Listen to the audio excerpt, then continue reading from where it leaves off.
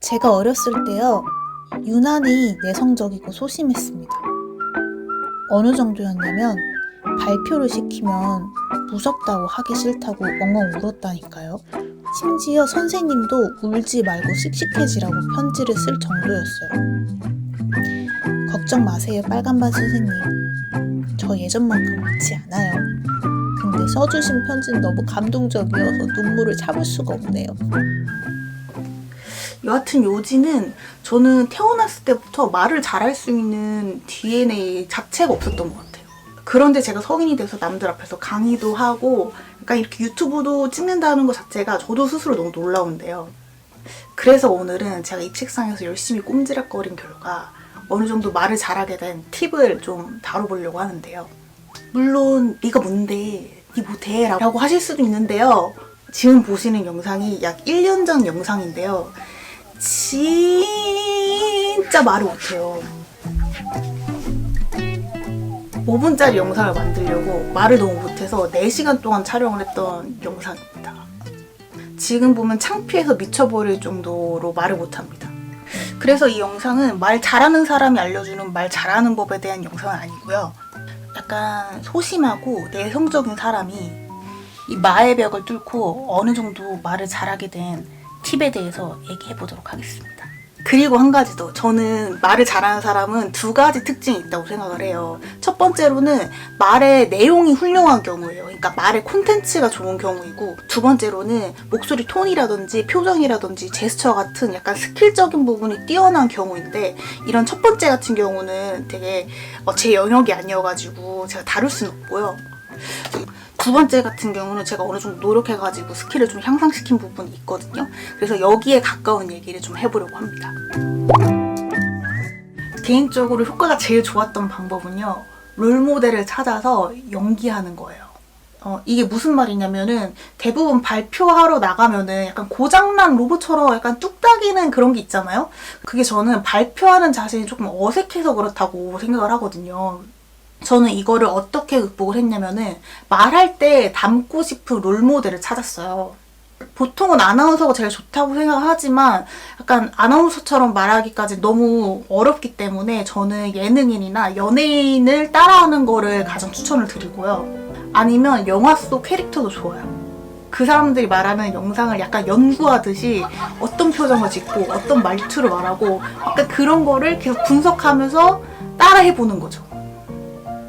넌 한국의 브리짓 존슨이다. 에놀라 홍지야. 기억해?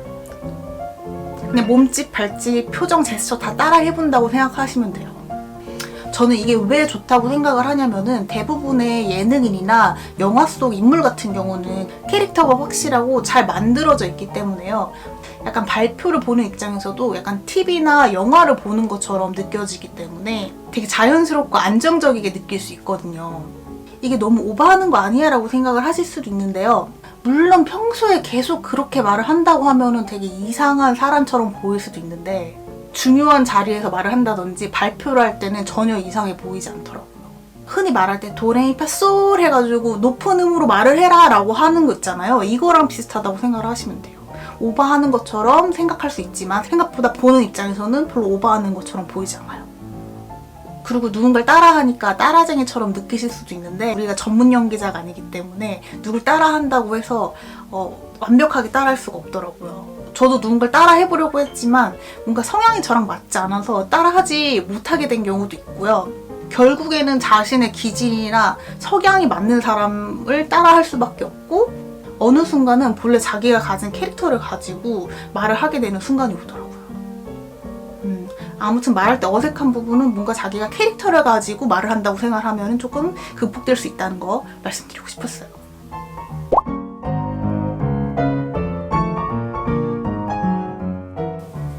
다음은 국어책 읽듯이 말할 수 있는 거를 극복할 수 있는 팁인데요. 한국어 특성상 억양이 좀 적잖아요, 다른 언어보다는.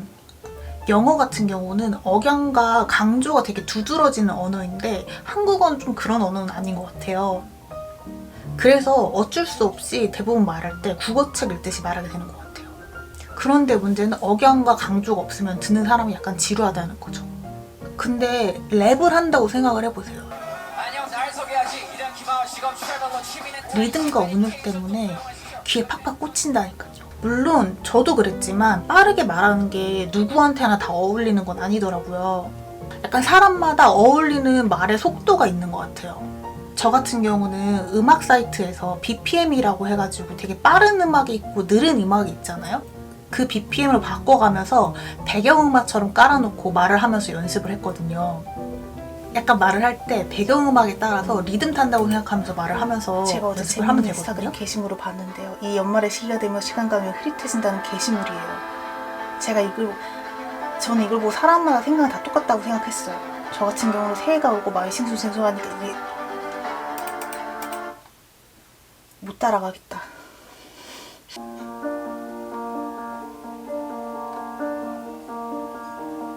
제가 어제 재밌는 인스타그램 게시물을 봤는데요. 이 시기가 되면 시간관념이 흐릿해진다는 게시물이에요. 제가 이걸 보고 사람 마음은 다 똑같다고 생각이 들더라고요. 저 같은 경우는 새해가 오고 마음이 싱숭생숭한. 근데 여기서 자신의 말하기 속도가 너무 느려가지고 지루하게 들리면 어떡하냐라고 고민하실 수도 있는데 저는 이게 장단점이 있다고 생각을 하거든요. 빠르고 억양이 강한 말투 같은 경우는 짧은 순간 안에 집중시키기 좋긴 하지만은 이게 길어지면 사람들이 좀 피곤하게 만들 수도 있다고 저는 생각을 해서요. 반대로 말의 속도가 느린 사람 같은 경우는 오랜 시간 듣기에 편하다는 장점이 있거든요. 예를 들면 침착맨 유튜브 같은 경우도 생각보다 엄청 높은 텐션으로 라이브를 하진 않더라고요.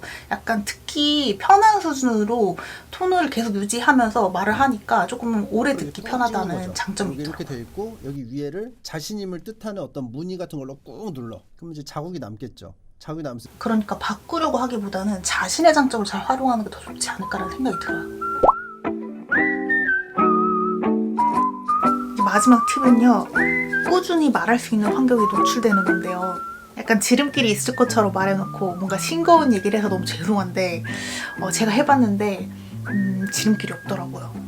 말을 잘하려면은 말을 해본 경험이 많이 필요하더라고요. 그리고 제가 유튜브를 시작하면서 좀 말이 늘지 않았나 싶었는데 생각해보니까 대학을 경영 쪽을 나왔어가지고 팀플하고 발표를 진짜 많이 했었어요. 그때도 많이 늘었던 것 같아요. 그리고 제일 중요한 거는 이 과정이 다 즐거워야 된다는 거. 제가 말을 잘하고 싶어서 유튜브를 한 건 아니고 유튜브를 하고 싶어가지고 하다 보니 그냥 말이 조금 는 경우인데요.